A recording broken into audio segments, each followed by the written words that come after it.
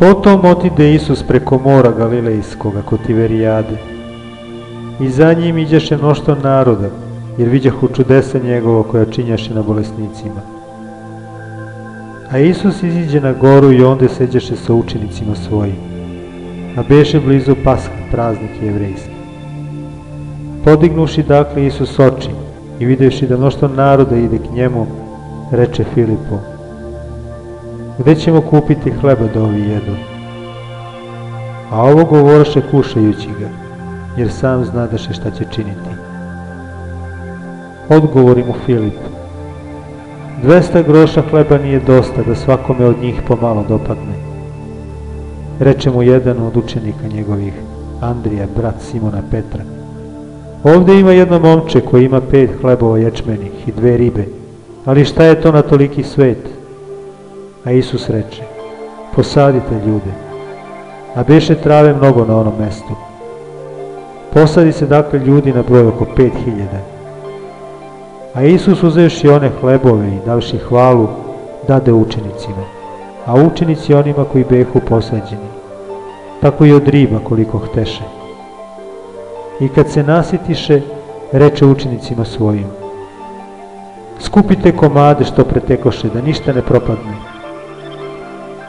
I skupiše, i napuniše 12 kotarica komada od 5 hlebova ječmenih, što preteče iza onih što su jeli. A ljudi videvši čudo koje učini Isus govorahu: ovo je zaista onaj prorok koji treba da dođe na svet. A kad razume Isus da hoće da dođe, da ga uhvate i da ga učine carem, otide opet u goru sam. A kad bi uveče, siđeše učenici njegovi na more, i uđeše u lađu, i pođeše preko mora u Kapernaum. I već se beše smrklo, a Isus ne beše došao k njima. A more se podizaše od velikog vetra. Vozivši pak oko 25 ili 30 potrkališta, ugledaše Isusa gde ide po moru i dođe blizu lađe. I uplašiše se. A on im reče: ja sam, ne bojte se. Onda ga s radošću uzeše u lađu i odmah lađa bi na zemlju u koju iđehu. Sutradan pak narod koji stajaše preko mora, kad vide da lađe druge ne beše onde, osim one jedne što u nju uđeše učenici njegovi, i da ne uđe Isus s učenicima svojim u lađu, nego sami učenici njegovi otidoše. A druge lađe iz Tiberijade dođeše blizu onoga mesta gde jedoše hleb kad Gospod dade hvalu. Kad vide naroda Isusa ne beše onde, ni učenika njegovih, uđeše i oni u lađe i dođeše u Kapernaum da traže Isusa. I našavši ga preko mora, rekoše mu: ravi, kad si došao ovamo? Isus im odgovori i reče: zaista, zaista vam kažem, ne tražite me što čudesa videste, nego što jedoste hleba i nasitiste se. Starajte se ne za jelo koje prolazi, nego za jelo koje ostaje za večni život, koje će vam dati Sin čovečiji, jer ovoga potvrdi Otac Bog. A oni mu rekoše: šta ćemo činiti da radimo dela Božije? Odgovori Isus i reče im: ovo je delo Božije, da verujete onoga koga On posla.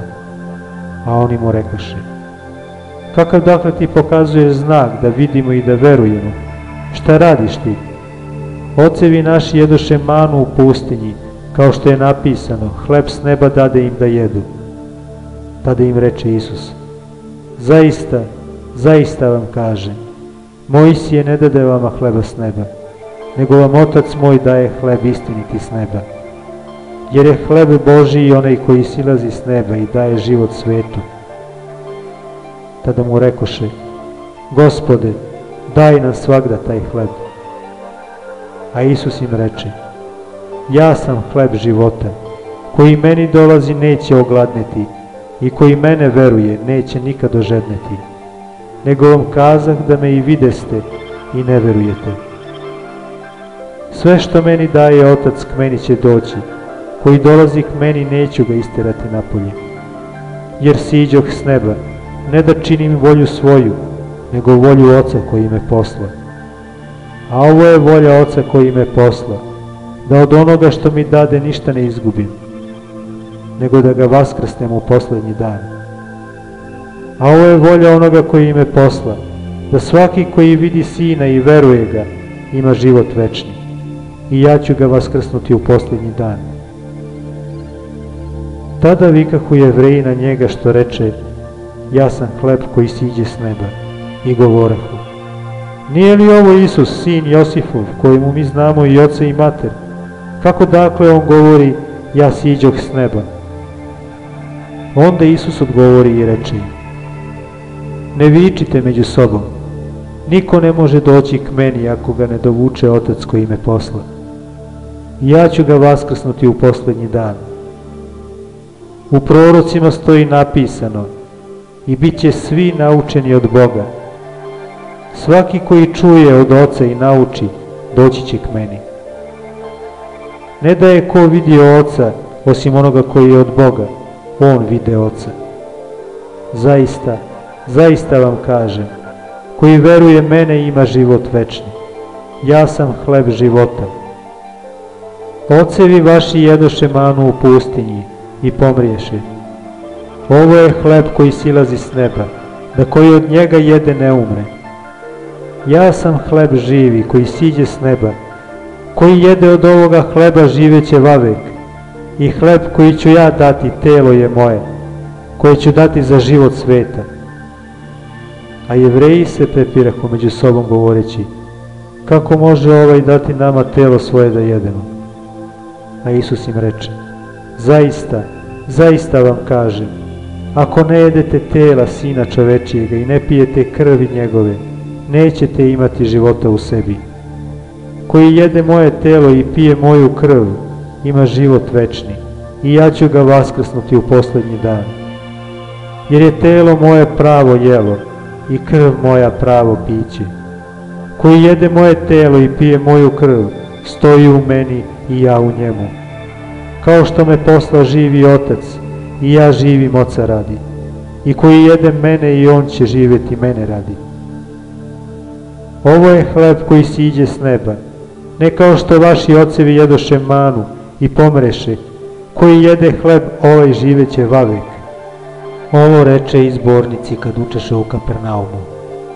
Tada mnogi od učenika njegovih koji slušahu rekoše, ovo je tvrda beseda, ko je može slušati?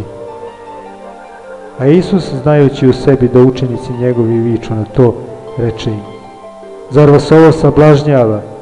A kad vidite Sina čovečijega da odlazi gore gde je pre bio, duh je ono što oživljava, telo ne pomaže ništa. Reči koje vam ja rekoh duh su i život su. Ali imaju neki među vama koji ne veruju, jer znadaše Isus od početka koji su što ne veruju i ko će ga izdati. I reče, zato vam rekoh da niko ne može doći k meni ako mu ne bude dano od Oca mojega. Od tada mnogi od učenika njegovih otidoše natrag i više ne iđehu s njim. A Isus reče 12-torici, da nećete i vi otići. Tada mu odgovori Simon Petar, Gospode, kome ćemo otići? Ti imaš reči večnoga života. I mi verovasmo i poznasmo da si ti Hristos, Sin Boga živoga. Isus im odgovori, ne izbrah li vas ja 12-toricu i jedan je od vas đavo? A govoraše za Judu Simonova Iskariota, jer ga on šćeše izdati i beše jedan od 12-torice.